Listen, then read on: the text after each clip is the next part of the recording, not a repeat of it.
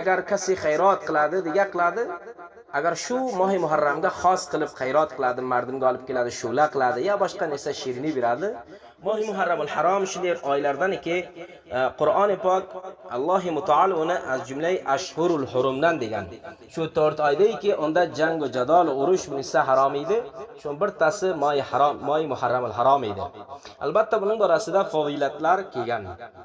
Az jumla hadis Muslim sharifda keladi. Nabiy akram sallallohu alayhi va sallam aytgan, mohi muborak Ramazondan so'ng afzaltarin va behtarin ro'zai mohi muharramul harom. Shuning ichida ro'za tutishlikni afzaltarin ro'za deb payg'ambar alayhisolatu vasallam aytgan. Va hamchinon Rasululloh alayhisolatu vasallam aytadi, o'nlamchi mohi muharramul haromda agar kasi ro'za tutsa, bir jil gunohini Alloh Taol bir jil gunohini baxshlaydi dedi. Rasululloh alayhisolatu vasallam zamoniki Madina Munavvaraga keldi payg'ambarimiz. Mardum Yahudni ko'rdiki, ular Oshurani ro'za tutar ekan, endi o'nlamchi muharram. Ro'za tutar. Nabiy alayhisalom so'radiki, sizlar nima uchun ro'za tutasizlar deganda, ular javob berdi. Va xotir buning uchunki, shu ro'ziki Hazrati Musa alayhissalatu va taslimda Alloh Taol Fir'avnning changolidan najot berdi. Shu ro'z o'nlamchi muharram harom etdi. Va xotiri shuning uchun Alloh Taol unga fathu piruzi nasib qildi, o'nlamchi muharramda edi. Hazrat Musa alayhissalatu vasallamni najot berdi Fir'avnning changolidan. Va xotiring shukronasiga biz ro'za tutamiz deb javob berdi Yahudlar. Nabiy alayhissalatu vasallam aytdi, "Va nahnu ahaqqu bi Musa." Bizlar Musoga haqdor. Ya'ni Nabiy alayhissalatu vasallam ham shunga aytdiki, "Men ham ro'za tutaman." Payg'ambarimizning o'zi ro'za tutdi. Ham sahobalar ham bila muttabi' ittibo qilib sahobalar ham ro'za tutdi.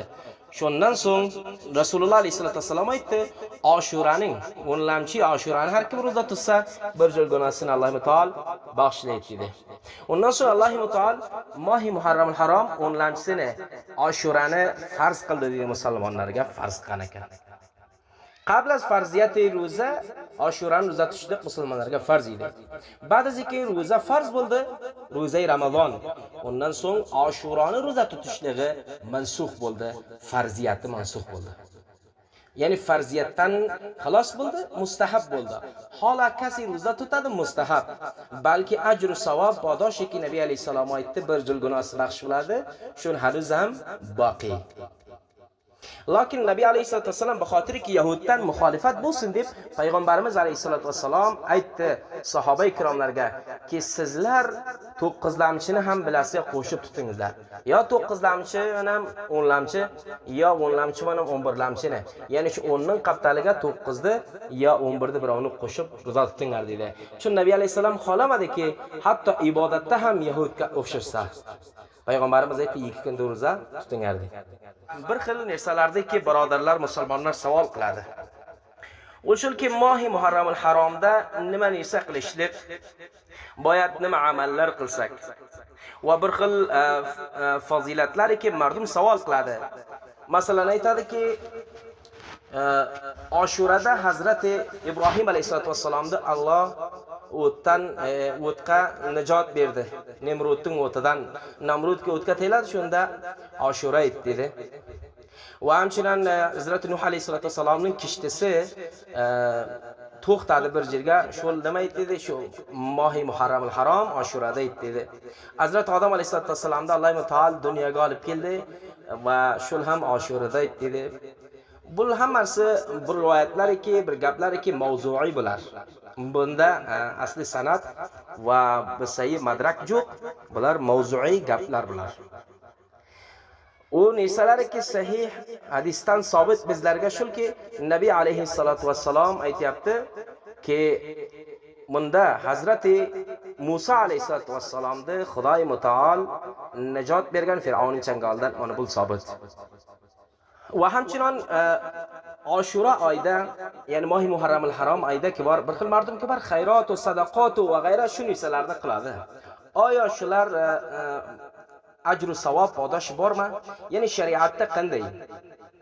Rasululloh alayhi salatu vassalomdan hadis keladi. Payg'ambarimiz alayhi salatu vassalom aytadiki, Oshura kuni agar kasi Oshurada uyiga, xonavodasiga, albatta ahliga rizq ro'zisidan hamshag'idan ko'proq olib kelsa, rizq ro'zisini hamshag'idan ko'proq qilsa, jiyatigan ichatigan narda shu kuni ko'proq qilsa, Alloh mutaol ki bor, Xudovand ziljalol mukammal uning rizq ro'zisiga barakat beradi dedi. Mana shunday hadisdan sabit, hadisdan Nabi alayhissalatu vassalomdan kelgan sabit. Pas bundan boshqa kunlar agar kasi xayrot qiladi, degan qiladi, agar shu mohi muharramga xos qilib xayrot qiladi, mardimga olib keladi, shula qiladi, ya boshqa narsa shirini beradi, bu narsalar sabit emas.